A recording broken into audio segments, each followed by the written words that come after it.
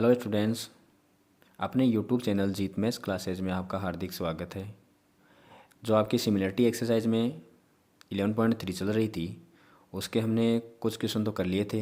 ये हमारी एक्सरसाइज का लास्ट क्वेश्चन है और इसके बाद 11.3 क्या हो जाएगी, कंप्लीट हो जाएगी। तो क्वेश्चन नंबर जो 15 है वो क्वेश्चन है आपका, जैसे कि आप स्क्रीन पर देख पा रहे हो कि D is the mid point of side B C of triangle A B C. तो आपका एक ट्राइंगल ए बी सी है और उसकी साइड जो बी सी है उसका मिड पॉइंट दे रखा है डी। तो सबसे पहले डायग्राम बनाते हैं, बातें फिर क्लियर होगी।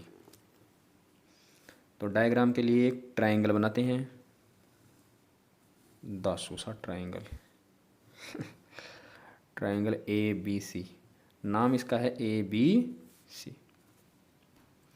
अब आगे इसने क्या बोला है कि इसकी जो बी सी साइड है, बी सी कौन सी है, ये रही बी सी, इसका जो डी पॉइंट बना दिया हमने, कौन सा, मिड पॉइंट। आगे इसने क्या बोला है कि ए लाइन इज ड्रोन, मतलब एक लाइन ड्रॉ की जाए, कहाँ से, बी से, बी से एक लाइन ड्रॉ की जाए।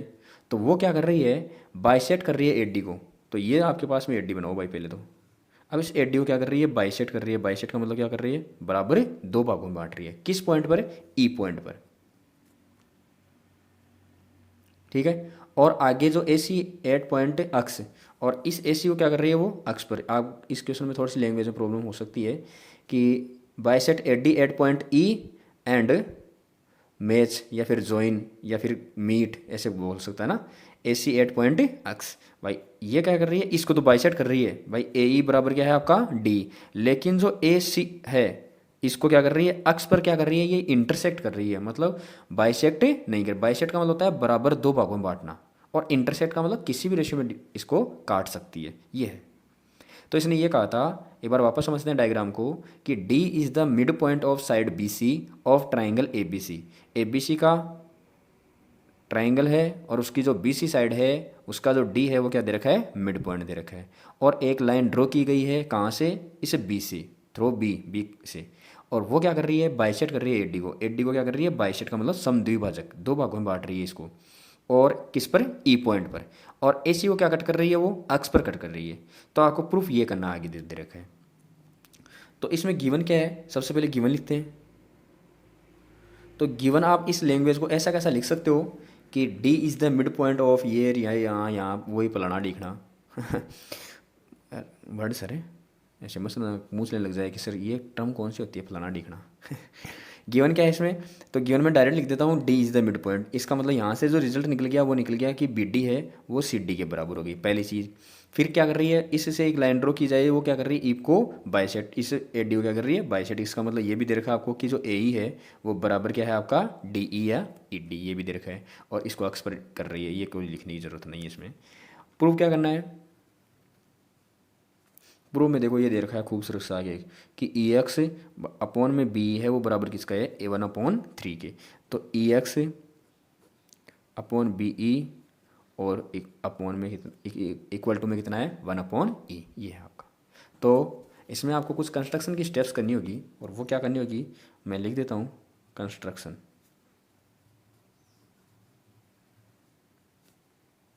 कंस्ट्रक्शन क्या किया हमने, इस डी से एक लाइन ड्रॉ की, ये लो जी। और इसका अपने हिसाब से कोई भी नाम दे, जैसे मैंने इसको नाम दे दिया वाई। आप कुछ भी नाम दे सकते हो, डेस दे सकते हो, जीत दे सकते हो, कोई भी दे सकते हो, इससे कोई फ़र्क नहीं पड़ता। राम श्याम गीता कुछ भी दे सकते हो इसको, कजोड़ मजोड़ कोई भी। अब इसमें ये जो डी से एक लाइन ड्रॉ की है, डी वाई, वो क्या है, इस बी एक्स के क्या है, पैरेलल है। मतलब ये इसकी क्या लेनी है आपको, समांतर लेनी है। तो हमने कर दिया draw D Y parallel to B X, बस इतना सा कंस्ट्रक्शन की स्टेप में। अब करते हैं इसको प्रूफ।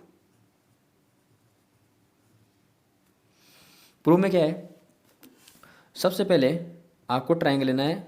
ये देखो प्रूफ क्या करना है उसके हिसाब से लेंगे, ई एक्स और बी, मतलब ई एक्स साइड आना चाहिए और बी एक आना चाहिए। तो बी ये रही, बी ई एक्स, ये मतलब इसी में आ रही है। तो ये साइड इसके पैरेलल, भाई इसमें क्या है, थेल्स थ्योरम वाली एप्लीकेशन वही तो चलेंगे एक। तो ट्राइंगल में इसको बस सेम रेशियो मेरे से कुछ है सिमिलरिटी वाला। तो आप एक तो ट्राइंगल ले लो बी सी एक्स, ये ठाडा दिख रहा है ना, बड़ा वाला ठाडा सारा और थोड़ा सा छोटे वाला कौन सा है, D C Y, C D Y, ये छोटे वाले ले लो।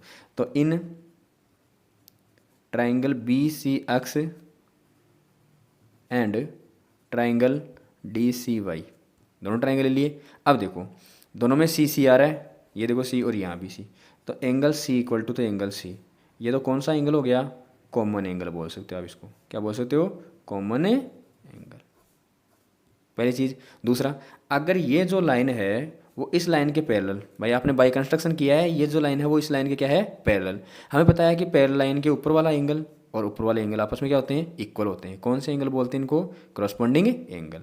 ये एंगल और ये एंगल आपस में क्या रहेगा, इक्वल। इसका मतलब इसमें तो आपका आ गया कौन सा, ये बड़े वाला है, तो इसमें तो आ गया आपका बी। आप इसको भी ऐसे भी दिखा सकते हो कि अक्स बी सी, ऐसे भी दिखा सकते हो, सी बी अक्स ऐसे भी दिखा सकते हो, इससे कोई फर्क नहीं पड़ता। इसको डी, तो डी का मतलब मैं कौन सा दिखा रहा हूँ, इस ट्राइंगल की बात कर रहा हूँ, तो मैं इसी ट्राइंगल की बात कर रहा हूँ, तो इस ट्राइंगल में कौन सा डी आ रहा है मेरा, ये आ रहा है, तो आप इसको ऐसे भी दिखा सकते हो सी डी वाई, तो मैं इसको डी दिखा रहा हूँ भाई। कौन से एंगल हो गए ये आपके, तो रीजन दे दिया क्रॉसपॉन्डिंग एंगल से हमने इसको इक्वल कर दिया, क्रॉसपॉन्डिंग एंगल, इससे हमने क्या कर दिया, इन दोनों को इक्वल कर दिया। अब हमें बताया कि अगर किसी ट्राइंगल में दो एंगल इक्वल हो गई तो दोनों ट्राइंगल्स को आप क्या बोल सकते हो, सिमिलर बोल सकते हो। तो इसका मतलब हो गया कि ट्राइंगल जो आपका बी सी अक्स है वो सिमिलर हो गया ट्राइंगल किसके, डी सी वाई के। कौन सी प्रॉपर्टी से, एंगल एंगल प्रॉपर्टी से। अगर दोनों ट्राइंगल सिमिलर है तो क्रॉसपॉन्डिंग साइड क्या रहेगी, सेम रेशियो में रहेगी। तो सेम रेशियो कौन सा लेंगे, जो हमें रिक्वायरमेंट है या जिनका कोई रिलेशन बन रहा है। तो ये डी था, मिड पॉइंट था, इसका मतलब इन दोनों में रिलेशन बन जाएगा आराम से। तो इसका मतलब इसकी साइड ले ली हमने बी सी, और छोड़ने की कौन सी ले ली, सी डी या डी सी। इसी प्रकार से इसकी कौन सी ली, इसकी काम आएगी आपको बी एक्स, तो इसका मतलब बी एक्स। और कौन सी, इसकी कौन सी ली, डी वाई। भाई इसकी क्रॉसपॉन्डिंग साइड यही तो है छोटे वाले की। अब बी सी, बी सी को आप क्या लिख सकते हो, बी सी इसने कहा था कि डी क्या है, इसका मिड पॉइंट है, तो इसका मतलब इस रेशियो में लिख सकते हो आप सी डी में। कैसे लिख सकते हो कि ये सी डी और बी सी बी डी आपस में क्या है, बराबर, क्योंकि डी क्या है, मिड पॉइंट है।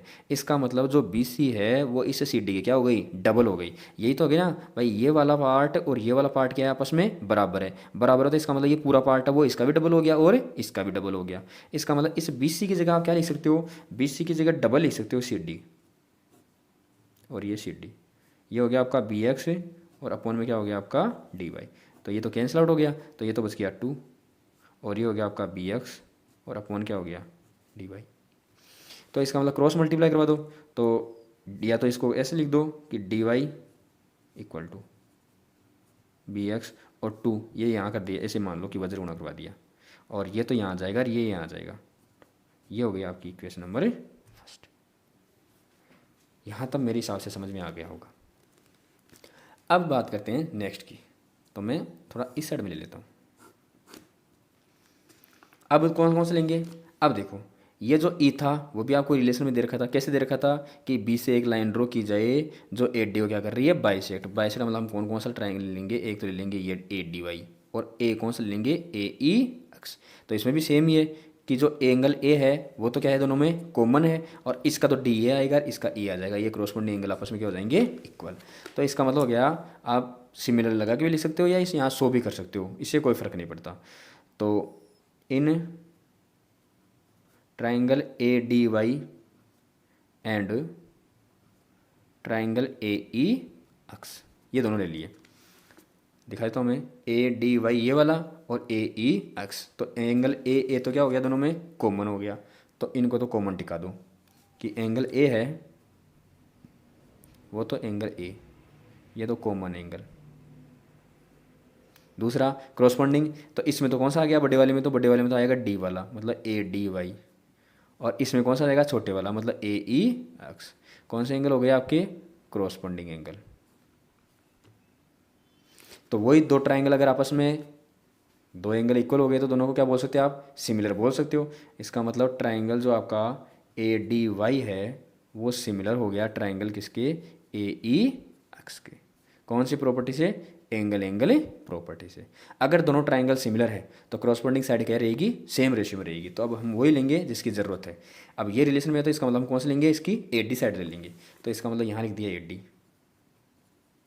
अब ए डी के नीचे छोटे वाली क्या आ जाएगी, ए ई इक्वल टू में इसकी कौन सी लेंगे, देखो ए डी ये ले ली, इसकी ले ली हम ए ई।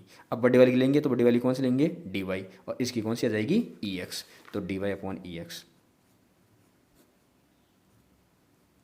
वही एट डी की जगह आप क्या लिख सकते हो, तो ये देखो एट डी की जगह हम लिख सकते हैं इस ए का डबल, क्योंकि इसने कहा था कि बी से एक लाइन ड्रॉ की जाए जो एट डी को क्या कर रहा है बाइसेट। बाइसेट का मतलब ये जो पॉइंट ई है वो क्या है मिड पॉइंट बोल सकते हैं आप इसको। तो इसका मतलब ए ई और डी आपस में क्या है बराबर है, तो इसका मतलब इस एट डी की जगह आप इसका क्या लिख सकते हो डबल लिख सकते हो। तो डबल हो जाएगा, ये हो गया डबल। लो जी सर, ये बच्चर बच्चर मतलब काट दिया यहाँ से, ये इससे गया क्रॉस मल्टीप्लाई करवा दो, तो यहाँ कितना बच जाएगा 1, तो इसको मल्टीप्लाई करवाते थे तो यार डी वाई, और इसको 2 से मल्टीप्लाई करवाना 2 EX। ये हो गया आपकी इक्वेशन नंबर सेकेंड। अब इक्वेशन फर्स्ट और सेकेंड को देखो, डी वाई दोनों एक साइड इक्वल क्या है, तो दूसरी साइड भी क्या हो जाएगी इक्वल। तो यहाँ लिख दिया हमने फ्रॉम फर्स्ट एंड सेकेंड, ये जो बी एक्स है ये डबल ई एक्स के हो जाएगा इक्वल। अब इसको क्या करवा दो क्रॉस मल्टीप्लाई करवा दो, तो इसका मतलब जो बी एक्स की वैल्यू है उसको आप क्या लिख सकते हो 4EX लिख सकते हो। क्या लिख सकते हो 4EX। अब बी एक्स को क्या लिख सकते हो, तो डायग्राम में वापस चलते हैं कि ये रहा आपका बी एक्स, इसको आप क्या लिख सकते हो बी ई और प्लस ई एक्स, ये लिख सकते हो। ये रहा आपका बी एक्स, इसकी जगह बी ई प्लस ई एक्स, तो ये लिख दिया हमने बी ई प्लस ई एक्स, और इक्वल टू में कितना हो गया 4EX हो गया। अब देखो बी को बी रख दिया, ये हो गया 4EX, और ये प्लस का तो इस साइड में किसका हो गया माइनस का। इसका मतलब जो बी ई है उसकी वैल्यू कितनी हो गई 3EX हो गई। अब आपको प्रूव क्या करना है, प्रूव करना है हमें कि EX upon B equal to 1/3। तो ये हो गया भैया, क्या लिख सकते हो, देखो इसके मल्टीप्लाई में कुछ नहीं था, ऐसे मान लो कि 1 मान लिया हमने, क्या मान लिया 1, और ये 3 इसके किस में है मल्टीप्लाई में, तो 3 मल्टीप्लाई में 3 इसके किस में आ जाएगा डिवाइड के, तो 1 के अपॉन में आ गया ये। तो इसी प्रकार के 1 के ये क्या था मल्टीप्लाई में, तो इस साइड में आके किस में हो जाएगा डिवाइड में, मतलब ये हो जाएगा आपका EX अपॉन बी ई। और इसको ऐसे दिखा सकते हो कि EX को पहले दिखा दिया और बी को बाद में दिखा दिया, और इसको इस साइड में दिखा दिया 1/3। और ये क्या करना था हमें प्रूफ करना था भाई, हैंस प्रूफ। तो ये आपकी 11.3 एक्सरसाइज कंप्लीट। पसंद आया हो तो लाइक कीजिए, शेयर कीजिए, चैनल को सब्सक्राइब कीजिए। आगे के लिए अब आगे नेक्स्ट वीडियो में करेंगे हम इससे आगे जो भी आपकी थ्योरम्स हैं वो सारी करवा दूंगा, जो बोधन थ्योरम है उससे रिलेटेड। तो बोधन थ्योरम आगे जो को आपका कोर्स चेंज होगा उसमें भी आपके मिलेगी आपको बोधन थ्योरम, तो बोधन थ्योरम को भी हमें प्रूफ कर लेंगे। तो आज के लिए इतना ही, thank you, have a nice day.